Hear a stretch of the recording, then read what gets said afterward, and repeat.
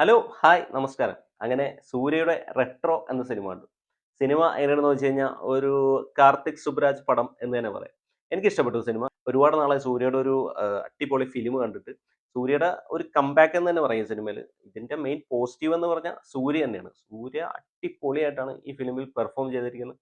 സൂര്യയുടെ ലുക്ക് അടിപൊളി, സൂര്യനെ പ്രസന്റ് ചെയ്തിരിക്കുന്ന അടിപൊളി, പുള്ളിയുടെ പെർഫോമൻസ് എല്ലാം അടിപൊളിയായിരുന്നു.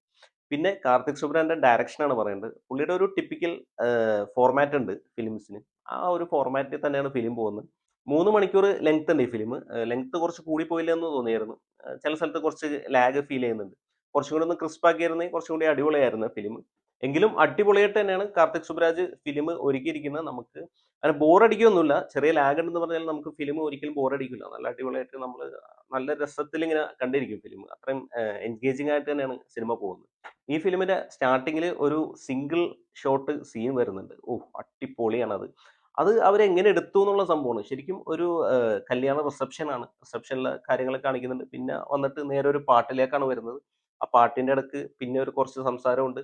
അതിന്റെ ഇടക്ക് വീണ്ടും പാട്ട്. അത് കഴിഞ്ഞിട്ട് ഒരു ഫൈറ്റ്. ഇതെല്ലാം ഒറ്റ സിംഗിൾ ഷോട്ടിലാണ് അവരെടുത്തത്. അതും ഒരു ലൊക്കേഷനിലല്ല. ഒരെണ്ണം ഡാൻസും പാട്ടും നടക്കുന്നത് ഗ്രൗണ്ട് ഫ്ലോറിലാണെങ്കിൽ അടുത്ത സംഭവം ഫസ്റ്റ് ഫ്ലോറിലാണ്. അങ്ങനെ അങ്ങനെ വന്നിട്ട് അടിപൊളിയായിട്ടാണ് ആ സീൻ സെറ്റ് ചെയ്തിരിക്കുന്നത്. പിന്നെ ഈ സിനിമയിൽ എടുത്തു പറയേണ്ട ഒരു കാര്യം എന്ന് പറയുന്നത് നമ്മുടെ സന്തോഷ് നാരായണന്റെ മ്യൂസിക് ആണ്.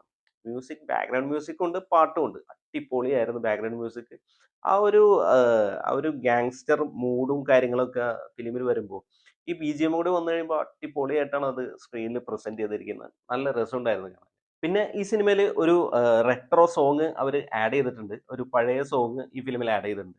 അത് നല്ല അടിപൊളിയായിരുന്നു. അതിന്റെ പിക്ചറൈസേഷനും ആ സോങ് ഇങ്ങനെ ബാക്ക്ഗ്രൗണ്ടിൽ വരുമ്പോഴും നല്ല രസമുണ്ടായിരുന്നു കേൾക്കാനായിട്ട്. പെർഫോമൻസിലേക്ക് വരികയാണെങ്കിൽ സൂര്യയുടെ കാര്യം പിന്നെ പറയണ്ട. സൂര്യ കുറെ നാൾ കൂടിയിട്ടാണ് സൂര്യയുടെ അടിപൊളി ഒരു പെർഫോമൻസ് നമ്മൾ ഈ ഫിലിമിൽ കണ്ടത്. പിന്നെ ഇതിൽ ഫസ്റ്റ് ഹാഫിൽ സൂര്യ ഒട്ടും ചിരിക്കാത്ത ഒരു ക്യാരക്ടറാണ്. അപ്പോൾ ഈ പാട്ട് സീൻ വരുമ്പോഴും അല്ലാത്ത സംഭവം വരും നമ്മൾ ഒരു ചെറിയ സ്മൈല് പോലും മുഖത്ത് കൊണ്ടുവരാതെ പെർഫോം ചെയ്യാന്നുള്ളത് കുറച്ച് ബുദ്ധിമുട്ടുള്ള കാര്യമാണ്. പുള്ളി അടിപൊളിയായിട്ട് അത് ചെയ്തിട്ടുണ്ട്.